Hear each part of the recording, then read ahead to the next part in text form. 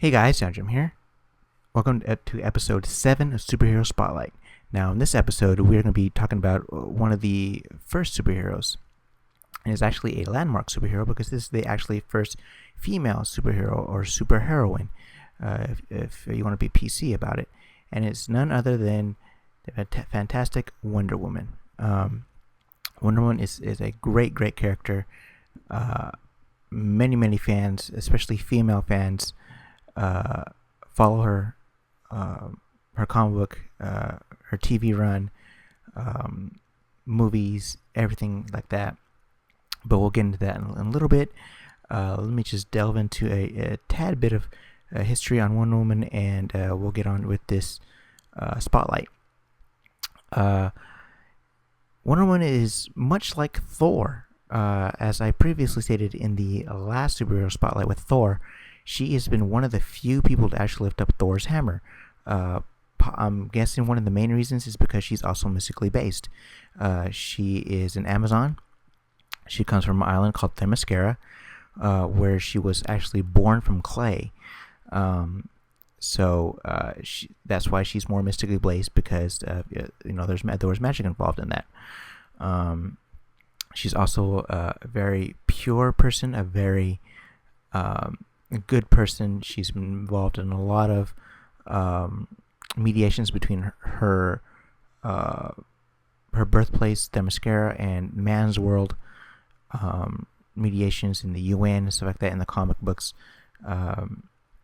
So she's basically been a person to look up to from other superheroes standpoint. I mean, she's basically what every female superhero wants to be like. It's because she's basically perfect. She's strong. She's secure about herself. She's independent. She thinks about the world. Everything that a woman would want to be. Powerful, strong, independent, all that great stuff that women aspire to be. She does have a variety of powers, including super strength, which is on par with Superman, Hulk, Thor, all those guys. She has magical power bracelets, which deflect almost anything, including the Darkseid's Omega beams. A magic tiara, which she can use sort of like a boomerang. Her magic lasso, which compels anyone that is ensnared in the lasso to tell the truth and basically do Wonder Woman's bidding. She is also capable of flight, but she normally uses an invisible jet, which is made famous in the Super Friends series, back in the old Super Friend days, back in those old cartoons. So that brief history lesson to people who may not know Wonder Woman, because which is very few people, because a lot of people know who Wonder Woman is. She's one of the very first superheroes. Basically, she's part of this trinity of superheroes in DC right now. There's actually a book out in DC right now called Trinity, dealing with the first superhero, Superman, Batman, and Wonder Woman. Those three are the big three in the DC universe right now, and forever will be, because those three were the first, they're the best, and they're the greatest. And Wonder Woman being the central part of that group, because she's, kind of stuck in between, being a very strong woman and sort of being more human-like. She's from Earth, not like Superman, who is from Krypton, who came from another world. She's from this world, but at the same time, she's not really human, which makes her more than Batman. She's kind of the medium there, in the center. But one of the things that has been very controversial in Wonder Woman lately is that she's kind of sort of turned into a superhero that is more of a darker hero. Many people who have read Wonder Woman as of late, in the past several years, knows that she actually killed a person. She killed this guy called Maxwell Lord, in a very gruesome way. Now, it's not known for Wonder Woman to act this way. She kind of acted out of character, and that's what a lot of people got upset about. Is that she acted very, very out of character. A lot of fans are upset are about it, or still is very upset about it, and it's just been something that is actually have bothered me too. Is because, I'm all for having characters to grow darker and stuff like that, have more depth and stuff like that. But if you're making a character darker just for the sake of being darker, it ruins the entire character. You know, characters like Batman, Wolverine, the list goes on and on. Spider-Man, those guys are darker for a reason, or have a moment where they are darker for a reason. In the case with Wonder Woman, it just doesn't seem to fit.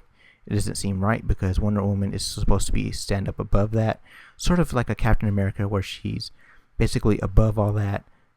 She does the right thing. She's supposed to be an icon, a person that is incorruptible, much like Batman's persona, where she is basically incorruptible and cannot be touched. So and very pure.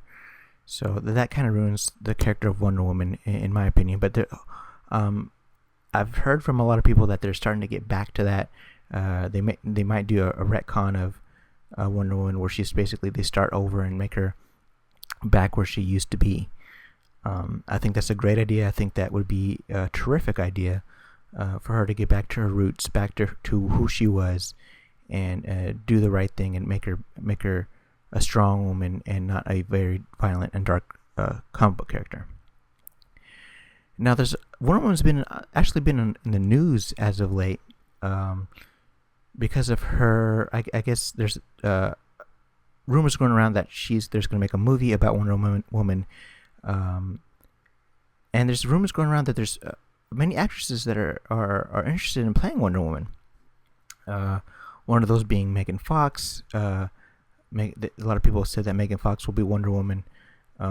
There's many dozens of actresses that have been rumored and named for Wonder Woman. Now, this is supposed to be a setup where they're supposed to have a Justice League movie, and Wonder Woman's going to be the setup for that movie. They don't know if it's going to happen yet. The rumors have it that the Justice League movie has been canned. There are other sites that said it's not.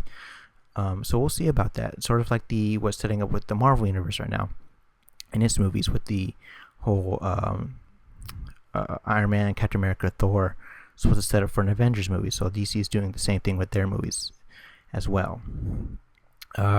She also has an animated movie that came out not too long ago. That was pretty good, but a lot of people thought that was